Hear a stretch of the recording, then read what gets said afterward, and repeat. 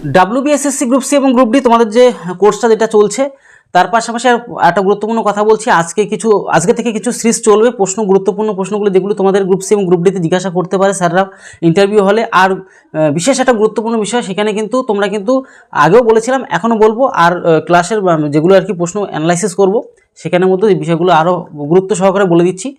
তোমরা প্রত্যেকটা প্রশ্ন ভালো করে দেখো, আর এই প্রশ্নগুলো খুবই ইম্পর্টেন্ট এবং খুব গুরুত্বপূর্ণ। এই টাইপের প্রশ্ন কিন্তু স্যার ম্যাডামরা জিজ্ঞাসা করবে। দেখো, যেহেতু গ্রুপ সি গ্রুপ ডি, সেরকম তোমার কি কিন্তু সাবজেক্টের থেকে বেশি জিজ্ঞাসা করার সম্ভাবনা অনেকটাই কম। তোমার অ্যাটিটিউড দেখবে, আর তার মধ্যে আরেকটা কথা বলো, তোমরা স্পেশাল একটা পুরো মানে ইন্টারভিউ কী করে ঢোকা হয়, কী করে বেরোনো হয়, তার জন্য আমি সমস্ত প্ল্যান রেডি করেছি। সেই বিষয়ে টপিকের উপর দুর্দান্ত একটা ভিডিও আনবো, সেখান থেকে তোমরা শিখে ফেলবে, বুঝে নেবে। আর তারপরে মোটামুটি সপ্তাহখানিকের পর থেকে তোমাদের কিন্তু ইন্টারভিউ সেশন শুরু হয়ে যাবে। তো স্পেশালি আজকের থেকে তোমরা কিন্তু, আমি চেষ্টা করছি একদিন পর পর, আর যেহেতু তোমাদের জেলাভিত্তিক জিনিসগুলো দেওয়ার জন্য আমার একটু লেট হয়েছে, জেলাভিত্তিক জিনিসগুলো আরও হয়তো কিছু বাকি আছে, সেগুলো আমি দিয়ে ফেলবো 2-1 দিনের মধ্যেই। আর তোমরা প্রত্যেকটা সিরিজ ভালো করে খেয়াল করে নাও, এই সিরিজগুলো খুব গুরুত্বপূর্ণ। আর কোথাও যদি কোয়ারিজ হয়, কোথাও যদি প্রশ্ন ডাউট হয়, অবশ্যই জিজ্ঞাসা করো, কোনো রকম অসুবিধা নেই। আর প্রত্যেকটা ক্লাস ভালো করে দেখে নাও। আর তোমাদের জন্য স্পেশালি অনেক কিছু আরও ক্লাস আসছে, আর তোমাদের ইন্টারভিউর মাধ্যমে আমরা সম্পূর্ণ বিষয়টা সম্পূর্ণ কমপ্লিট করবো, অসুবিধার কোনো কারণে। তাহলে প্রত্যেকটা যে প্রশ্ন খুব গুরুত্বপূর্ণ, সেগুলো ভালো করে ক্লিয়ার করে বুঝে নাও, ঠিক আছে? আর তাহলে চলো শুরু করা যাক। WBSSC গ্রুপ সি এবং গ্রুপ ডির জন্য তোমাদের স্পেশাল কিছু আরও প্রশ্ন নিয়ে আসলাম তোমাদের জন্য। দেখো, খুবই গুরুত্বপূর্ণ এই প্রশ্নগুলো। প্রশ্ন তোমাকে করতেই পারে যে আপনার 3টি সবল দিক, মানে স্ট্রংনেস দিকগুলো রয়েছে, এবং 3টি দুর্বল দিক, ঠিক আছে, উইকনেস দিকগুলি বলুন। তখন তোমার উত্তরে তোমার বলতে হবে সবল দিক হিসেবে ধৈর্য, সময়ানুবর্তিতা এবং দলগতভাবে কাজ করার দক্ষতা কথা অবশ্যই তুমি কিন্তু বলতে পারবে সেক্ষেত্রে, ঠিক আছে? এটা খুব গুরুত্বপূর্ণ। তার মানে কি, ধৈর্য, সময়ানুবর্তিতা এবং দলগতভাবে কাজ করার ক্ষমতা তোমার আছে, সেটা কিন্তু অবশ্যই উল্লেখ করবে। তোমার যদি 3টে দুর্বল দিক বলে, ঠিক আছে, এবার 3টে দুর্বল দিকের মধ্যে তুমি এভাবে বলে দিতে পারবে।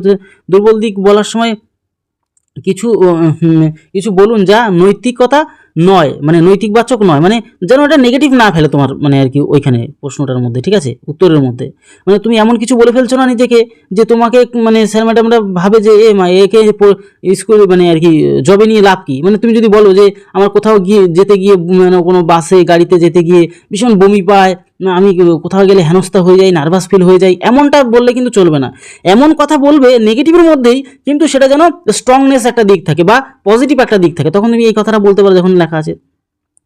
এবার সেক্ষেত্রে তুমি বলবে যে আমি কোনো কাজ শেষ না হওয়া পর্যন্ত স্বস্তি পাই না। মানে কি, তুমি এটা একটা তোমার একটা দুর্বল দিক আর কি, মানে তুমি করতেই থাকো, কাজ করতেই থাকো, সেটা বলবে যে সেগুলো আমি ঠিক করার চেষ্টা করছি। মানে এটা তো দেখো, কোনো কাজ তো কন্টিনিউ করে যাবে, তখন তো তোমার শরীর খারাপ হয়ে যাবে না।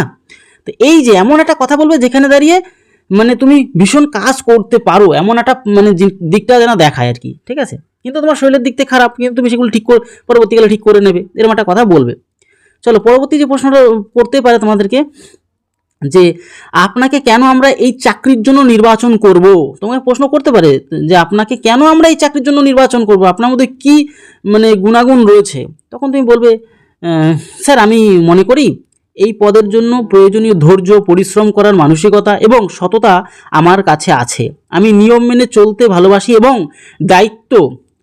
এবং যে দায়িত্ব আমাকে দেওয়া হবে তা নিষ্ঠার সাথে পালন করব। তখন স্যার ম্যাডামরা খুশি হয়ে যাবে, খুশি হয়ে তোমাকে যা নাম্বার প্রয়োজনীয় তোমাকে তখন কিন্তু দেবে, ঠিক আছে? আর পরে আরও কিছু তোমাদেরকে বলে দিচ্ছি। দেখো, পরবর্তী দেখো, যে আপনার জীবনে সবথেকে বড় সাফল্য কি। আচ্ছা, এটি ব্যক্তিগত হতে পারে, তোমার এক একজনের এক রকম হতে পারে সাফল্য। তো সেক্ষেত্রে তোমার পরীক্ষার ভালো ফল, বা কোনো কঠিন পরিস্থিতিতে পরিবারকে সাহায্য করা, বা কোনো সমাজমূলক কাজ, এগুলো তুমি বলতে পারো, ঠিক আছে, ওই মুহূর্তে। এবার চলো, পরবর্তী আরও একটা প্রশ্ন জিজ্ঞাসা করতেই পারে তোমাকে, যে আপনি কি চাপের মুখে কাজ করতে পারেন। কোনো একটা প্রেশারের কাজ চলে আসো, তখন কি পারেন। তখন একটি উদাহরণ দিতে পারো তোমরা, যেরকম হ্যাঁ পারি, উত্তরে তুমি হ্যাঁ স্যার আমি পারি।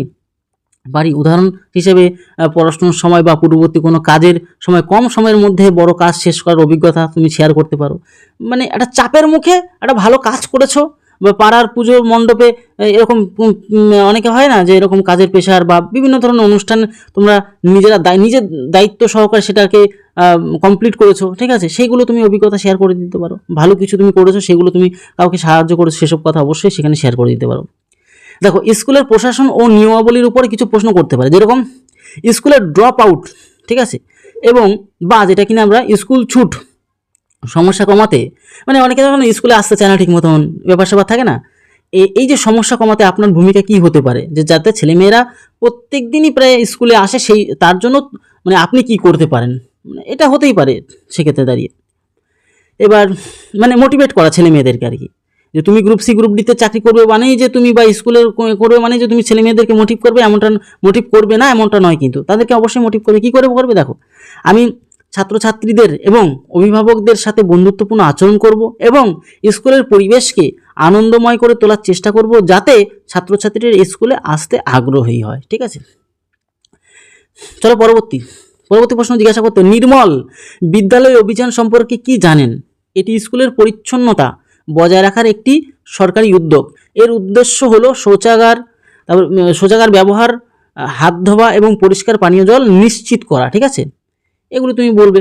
তারপর দেখো 22 দাগের যদি এরকম প্রশ্ন আসতেই পারে, সরকারি স্কুলে মিড ডে মিল রান্নার দায়িত্ব কারা থাকেন? এসব ছোটো ছোটো প্রশ্ন কিন্তু করবে গ্রুপ সি গ্রুপ ডিতে। তখন তুমি বলবে স্বনির্ভর গোষ্ঠীর মহিলারা, সেলফ হেল্প গ্রুপ সাধারণত এই রান্নার দায়িত্বটা থাকেন। দেখো পরবর্তী এরকম ধরনের প্রশ্ন করতেই পারে, ছাত্রছাত্রীদের শাস্তি দেওয়া, ঠিক আছে, নিয়ে আপনার মতামতটা কি, পানিশমেন্টের যে ব্যাপারটা থাকে। উত্তর তুমি বলতে পারো, বর্তমানে শারীরিক বা মানসিক শাস্তি দেওয়া আইনগত নিষিদ্ধ।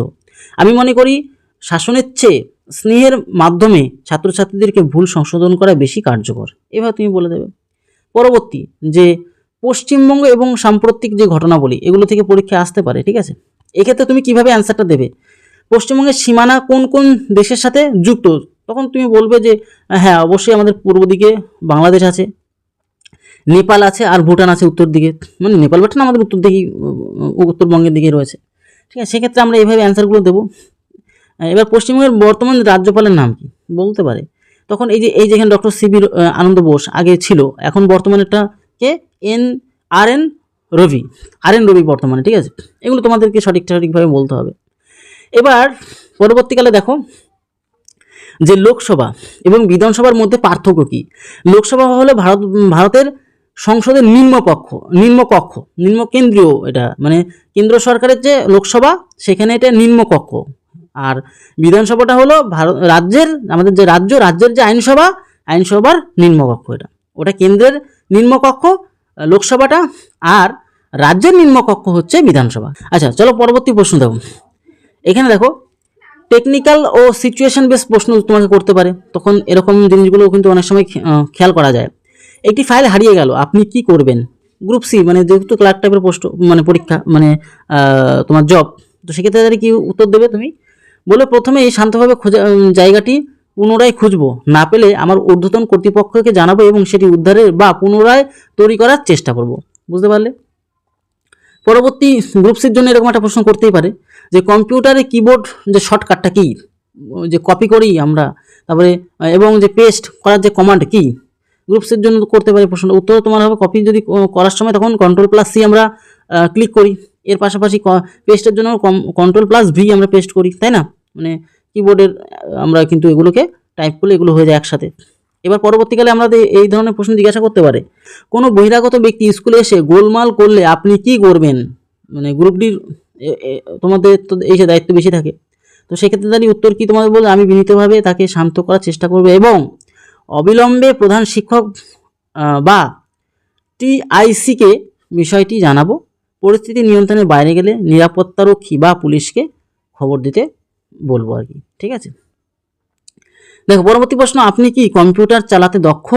কি কি কাজ জানেন? এরকম প্রশ্ন জিজ্ঞাসা করতে পারে। এবার যদি সার্টিফিকেট থাকে অবশ্যই তুমি সেটা বলে দেবে যে আমার সার্টিফিকেট রয়েছে। মূলত MS ওয়ার্ড, এক্সেল এবং ইন্টারনেটের সাধারণ যে সমস্ত কাজগুলো, সেগুলো অবশ্যই জানা কিন্তু জরুরি। ঠিক আছে, এগুলো একটু অবশ্যই জানবে, কেন এগুলি তো বর্তমানে লাগবে, এগুলো তো কিছু করার নেই। আর শেষ মুহূর্তে বিশেষ তোমাদের পরামর্শ এটা থাকবে কি, যে সততা। কোনো প্রশ্নের উত্তর বানিয়ে বলবে না, কারণ কি জানো, যখনই তুমি বানিয়ে বলবে, তোমার ইন্টারভিউ বোর্ডে, মানে তোমার ইন্টারভিউ হলে একজন কিন্তু সাইকোলজিস্ট থাকে, সেখানে কিন্তু ওই সাইকোলজিস্ট তোমার ইন্টারভিউ বোর্ডে ওরা কিন্তু মানে যে ব্যক্তিটা যেই স্যারটা সাইকোলজিস্ট থাকে বা ম্যাডাম, তিনি কিন্তু তোমার বডি ল্যাঙ্গুয়েজ দেখেই ধরে ফেলবে তুমি কি সত্যি বলছো না মিথ্যা বলছো। কি বললাম, বোঝা গেল? তাই এই ভুলটা কেউ করবে না। তারা কিন্তু পড়তে পারে, মনকে পড়তে পারে। বডি দেখে মানে তুমি বসে রয়েছো, তোমার আবভঙ্গি, তোমার চালচলন, কথাবার্তার ধরন দেখেই তোমাকে বুঝে ফেলবে তুমি মিথ্যা কথা বলছো না সত্যি কথা বলছো। তার জন্য একজন সাইকোলজিস্ট সবসময় বসানো থাকে ওই ইন্টারভিউ হলে। বোঝা গেল? দেখো, বডি ল্যাঙ্গুয়েজ সোজা হয়ে বসুন, যেটা তোমাদেরকে আগেও বলেছি।